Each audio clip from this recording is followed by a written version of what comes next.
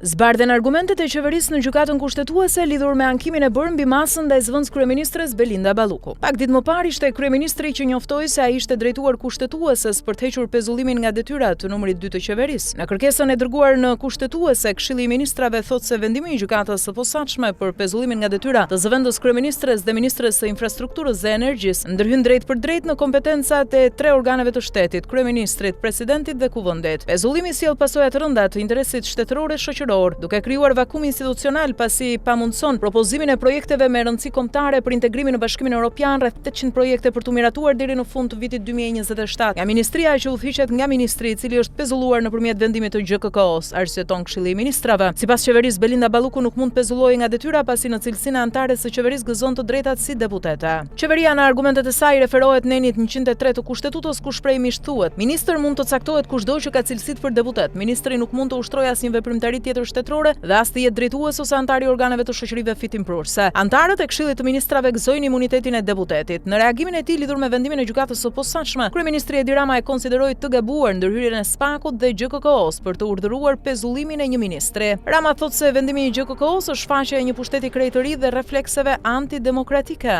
Pezullimi nga detyra e një ministri, në këtë rast edhe zëvendës kryeministrit drejt për drejtimin e qeverisë, është shfaqje e këtyre dobësive të një pushteti krejtëri dhe reflekseve antidemokratike. Rast unikal në historinë e Europës dhe në historinë e trupave special të drejtësisë që janë krijuar në proceset e integrimit. S'ka ndodhur kurrë një prokuror dhe një gjykatës të mblidhen kokë me kokë dhe të pezullojnë nga detyra një antar qeverie. Nëse një prokuror special dhe një gjykatës special i shkallës së parë të speciales këtu në Shqipëri kanë vendosur të pezullojnë një ministër duke marrë kompetencat e një kryeministri dhe parlamenti prej nga buron mandati i qeverisë, zgjedhja jonë në raport me këtë faktor strategjik si gjithmonë për ta ruajtur dhe mbështetur pavarësinë e gjyqësorit, edhe në këtë rast ekstrem, thot kryeministri.